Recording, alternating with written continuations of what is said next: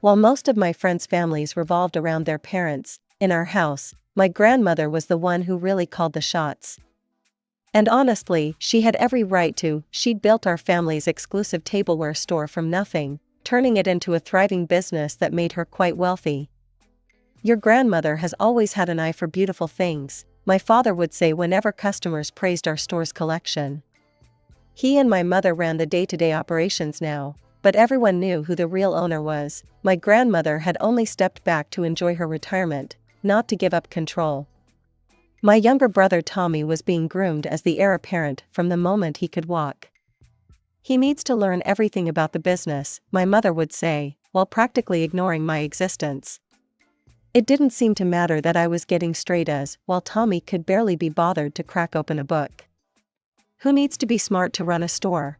Tommy would say, sprawled on the couch playing video games instead of doing his homework. "I just need to know how to count money." Our parents would laugh at these comments like they were adorable, while I sat at the dining table working on my advanced math problems.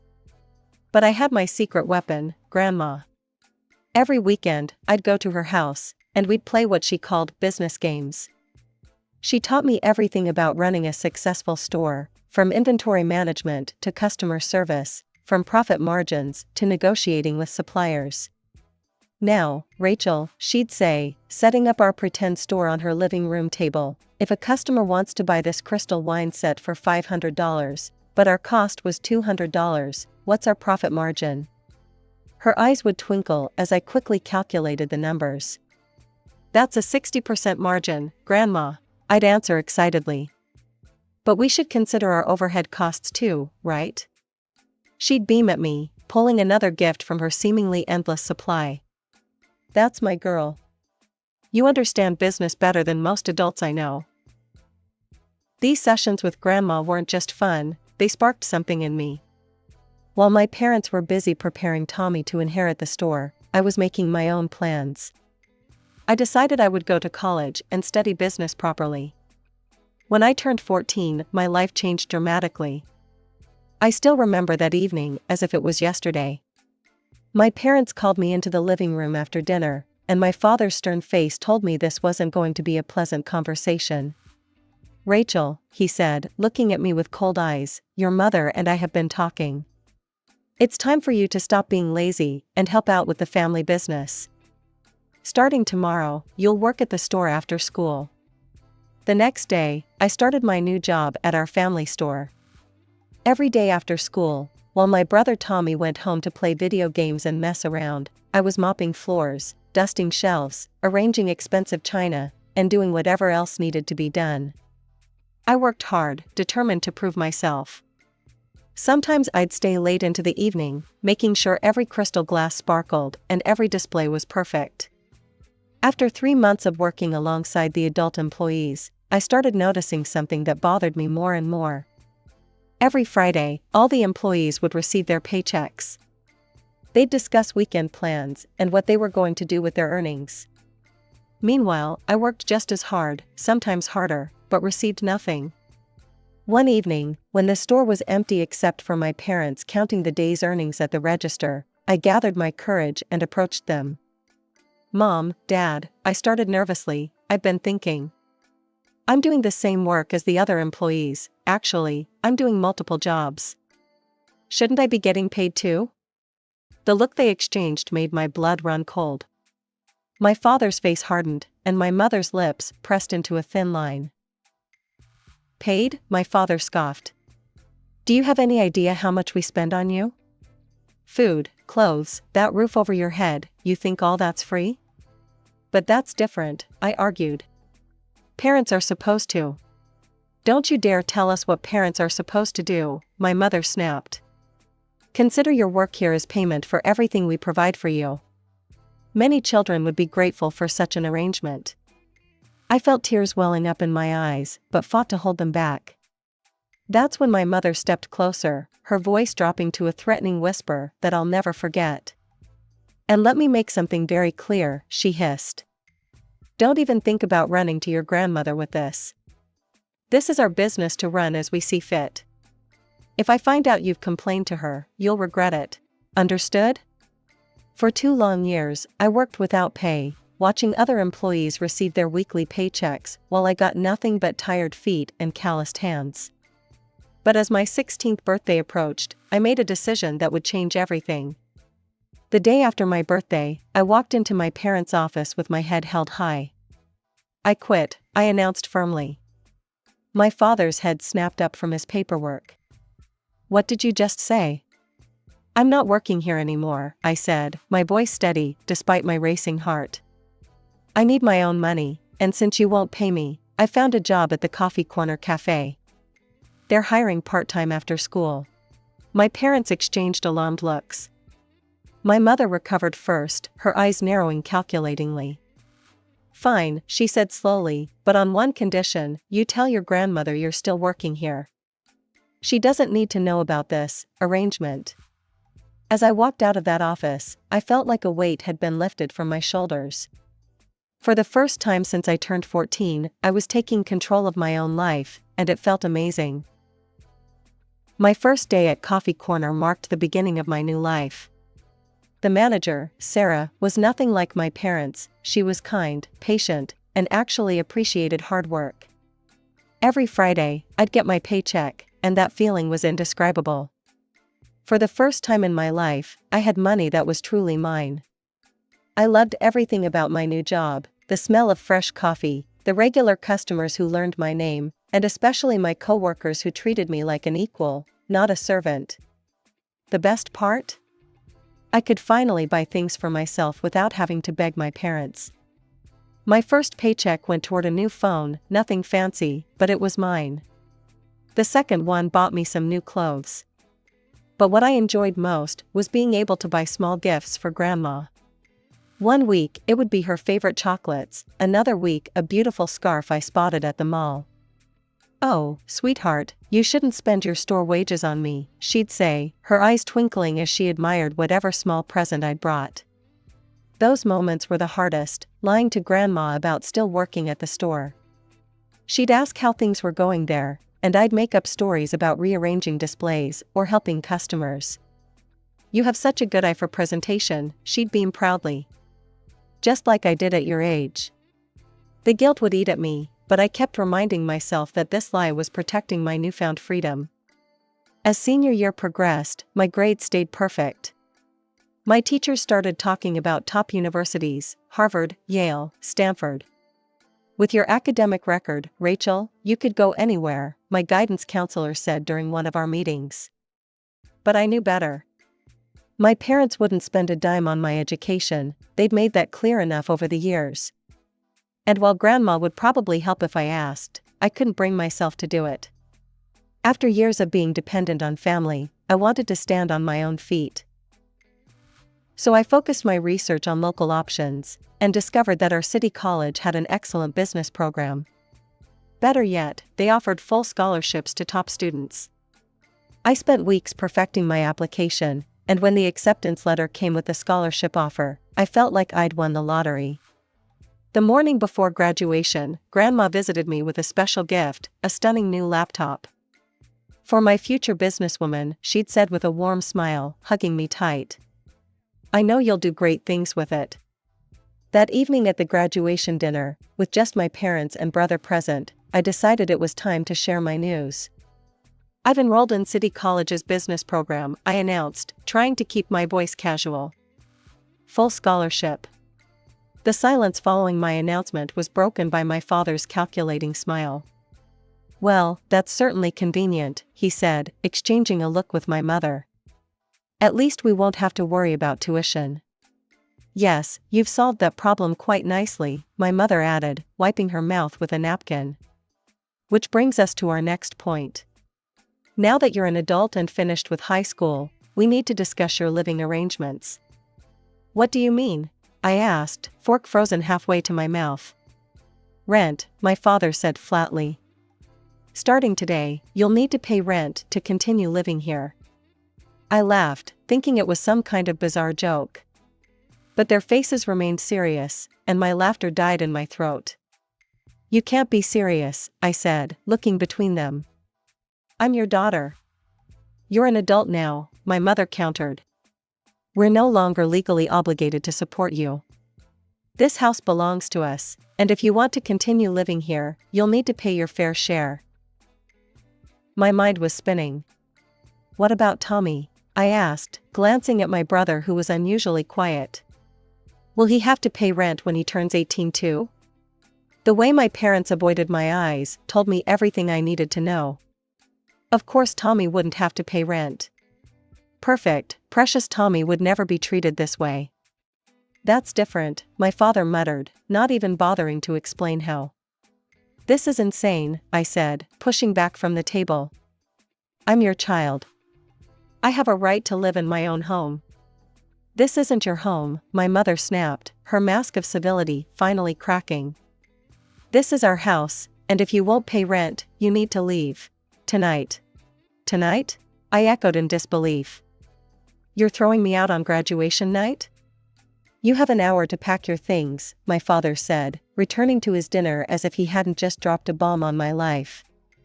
I ran upstairs in a daze, tears blurring my vision as I threw clothes and necessities into my bags. My hands were shaking so badly I could barely zip them closed. College wouldn't start for months. What was I supposed to do until then? My first thought was Grandma. She would help me, I knew she would. But when I called her number, it went straight to voicemail. Then I remembered she'd left for her annual trip to Hawaii just yesterday. She'd be gone for at least 3 weeks. I couldn't ruin her vacation with this drama. She deserved to enjoy her time off without having to deal with my parents' cruelty. Wiping my tears, I scrolled through my phone contacts until I found Jenny's number. We'd been friends since middle school, and her family had always been kind to me. 20 minutes later, I was loading my bags into Jenny's car, leaving behind the only home I'd ever known. As we drove away, I caught a glimpse of my parents watching from the window, their faces expressionless. In that moment, I finally accepted what I'd always known deep down: they had never really loved me at all. Life fell into a new routine during those 3 weeks at Jenny's house. Wake up on her fold-out couch before dawn, quietly get ready so I wouldn't disturb her family, work my shifts at the cafe, save every penny I could. Sarah, my manager, was a godsend during this time. She understood my situation and increased my hours without me even having to ask. Working helped keep my mind off things. I threw myself into every task, whether it was crafting perfect lattes or scrubbing down the equipment at closing time. "You're going to work yourself into the ground," Jenny would say when I'd come home exhausted after another double shift. But what else could I do? I needed to save as much as possible before college started, and staying busy meant less time to think about my parents' betrayal. I avoided them completely during this time. They never called or texted, and I was fine with that. What could they possibly say to justify throwing their daughter out on graduation night? Tommy sent me one message asking where I was, but I couldn't bring myself to respond. When Grandma finally returned from Hawaii after those long 3 weeks, I felt a surge of hope so strong it almost made me dizzy. I'd waited patiently, forcing myself not to contact her during her vacation. She deserved to enjoy her time away without getting dragged into family drama. But now, finally, I could tell her everything. With trembling fingers, I typed out a message: "Grandma, I need to talk to you about something important. Can we meet?" Her response came faster than I expected, but instead of her usual warm reply with a time and place, it was just a link. My heart started pounding as I clicked it, opening my mother's social media page. What I saw made my blood run cold. "My heart is breaking as I write this," my mother's post began, the words dripping with false sincerity. "Our beloved daughter Rachel has run away from home. But what makes this situation even more painful is discovering that before she left, she stole a significant amount of money from our family store's register. We tried to give her everything, to show her nothing but love, and this is how she repays us. We never thought our own child could do something like this." I stared at the screen in horror as I scrolled through the comments section, watching my reputation being shredded to pieces by people who'd known me my entire life. Aunts, uncles, family friends, all expressing their shock and disappointment in me. "I can't believe Rachel would do this. She always seemed like such a good girl. After everything you've done for her. This generation has no respect. You should report this to the police. Theft is theft, even if it's family. My mother's response to the police suggestions made me feel physically sick. No, we can't do that to our daughter. Despite everything, we love her too much. We just pray she'll come to her senses and return what she's stolen. Our hearts are broken, but we still have hope she'll make this right. My hands were shaking so badly I could barely hold my phone. The sheer audacity, the calculated cruelty of their lies, it was beyond anything I'd imagined them capable of. They'd thrown me out of my home, and now they were trying to destroy my reputation too. I drove straight to Grandma's house, my heart pounding the entire way. When she opened the door, her face was unreadable, but she stepped aside to let me in. I don't believe that post for a second, she said before I could speak. Sit down and tell me what's really going on. The words poured out of me like a broken dam. I haven't worked at the store for 2 years, Grandma. Not since I was 16. I've been working at Coffee Corner Cafe all this time. My voice cracked. I'm so sorry I lied to you about it. Go on, she said quietly, her face growing darker with each word. I told her everything, about working for free from age 14, about my parents refusing to pay me because I owed them for living expenses, about their threats to keep me quiet. When I got to the part about them throwing me out on graduation night, Grandma's hands clenched into fists. Those lying thieves, she spat, jumping up from her chair. She strode to her office and returned with a stack of papers. Look at these payroll statements. According to these, you've been receiving a salary at the store from age 14 until now. They've been paying you on paper this whole time, even after you quit. Where do you think that money went? My head spun as I looked at the numbers. Thousands of dollars, all in my name, all going into some account I'd never seen. Grandma was already on the phone. James, I need you at the store immediately. Full audit. Every transaction, every account, every penny. She paused, listening. And find out exactly how much money is missing from the register, the amount they're accusing Rachel of stealing. While Grandma made calls, I opened my laptop. My hands were shaking with anger as I began typing my response to Mom's post. I've stayed quiet long enough. Here's the truth, I didn't steal anything, and I didn't run away. I was thrown out of my house on graduation night because I refused to pay rent to my own parents, something they've never asked of my brother. I haven't worked at the family store for 2 years, I've been working at Coffee Corner Cafe. My parents kicked me out with nowhere to go, and now they're trying to destroy my reputation to cover their tracks. Want proof? Ask Sarah Mitchell, the owner of Coffee Corner, where I've really been working these past 2 years. Ask about my schedule, my paychecks, my performance. Ask why my parents waited 3 weeks to mention this theft, coincidentally right when Grandma returned from vacation. I shared the post with my friends and coworkers. Within minutes, Sarah had responded. I can confirm everything Rachel has said. She's been one of our most dedicated employees for the past 2 years, working after school and weekends.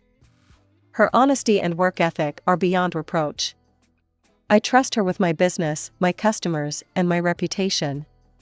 These accusations against her are completely false. Within hours of my post, our family's social media erupted into chaos. The same relatives who had condemned me days earlier were now turning on my parents with fury. How dare you throw your daughter out and then lie about her? You made her work for free since she was 14? You demanded rent from your own child on graduation night? What kind of parents are you? My mother tried damage control, posting lengthy explanations that only dug her deeper. You don't understand the whole situation. But people weren't buying it anymore.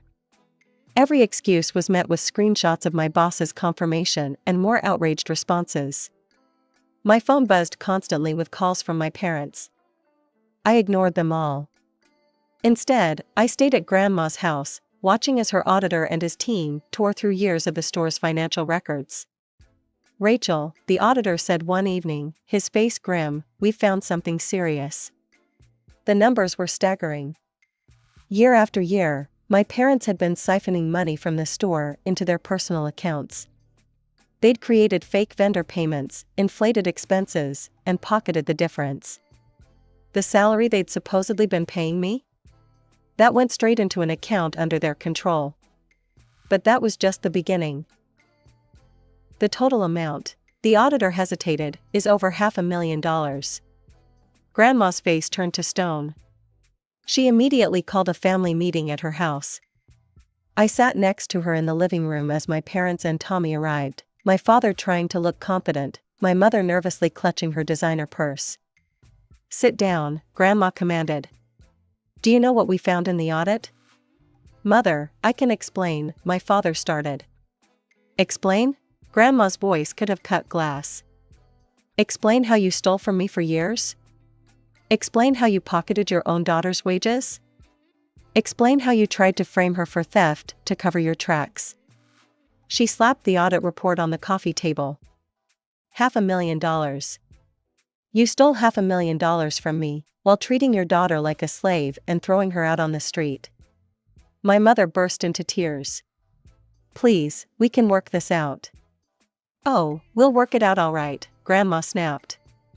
"You have two choices. Either you pay back every penny you stole, or I press charges and you both go to jail for fraud and embezzlement." The color drained from my father's face. We don't have that kind of money." "Then start selling things. Your cars, your vacation home, everything. And you'll take out loans for the rest." In the end, their expensive cars were sold.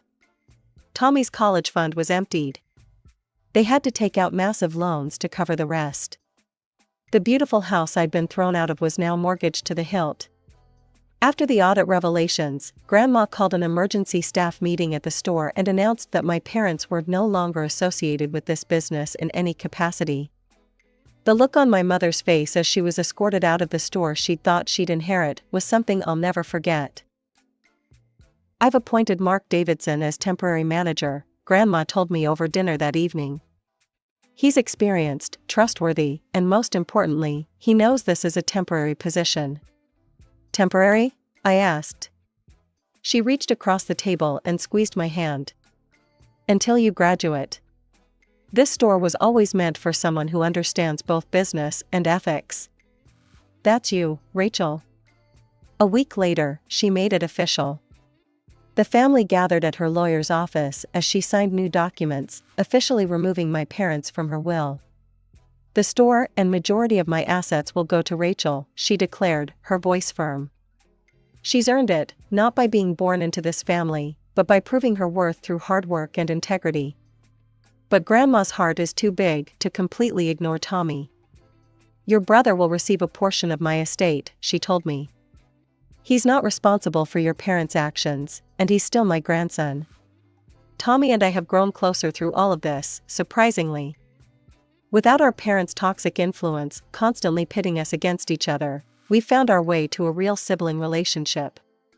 He stops by my dorm room sometimes, and we talk about everything: his struggles to adjust to this new reality, his own college plans now that his fund is gone, his anger at our parents for their betrayal.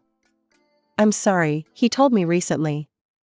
"For all those years I was such an entitled brat while they treated you so badly. I didn't see it then, but I see it now." As for our parents, I haven't spoken to them since that day at Grandma's house. They still try to reach out occasionally: birthday cards, holiday messages, attempts at reconciliation. I send them all back unopened. Some bridges, once burned, can't be rebuilt. Grandma comes to visit me at college regularly, usually bringing coffee from Corner Cafe. She's become a regular there since learning my story. We sit in the campus courtyard, discussing my classes and planning the future of the store. She's teaching me everything she knows about the business, just like she did when I was little, but now with real stakes and real purpose. "You know what the most valuable thing in business is?" she asked me recently. "Integrity. Without it, no amount of success means anything. Your parents never understood that. But you do." Looking back at everything that's happened, I realize that while my parents' cruel treatment hurt me deeply, It also taught me invaluable lessons about who I want to be, and who I don't. Their actions showed me exactly what kind of business person I won't become. Next year, I'll graduate with my business degree. The store that was meant to be my brother's by birthright will become mine by merit. But more importantly, I'll have earned something no one can take away, the knowledge that I succeeded not because of my family's advantages, but despite their obstacles. Sometimes life's greatest gifts come disguised as its greatest challenges. My parents thought they were punishing me by making me work in that store at 14. Instead, they were giving me the experience I'd need to one day run it. They thought throwing me out would break me. Instead, it set me free. And that expensive tableware store that started all of this? Just wait until you see what I do with it.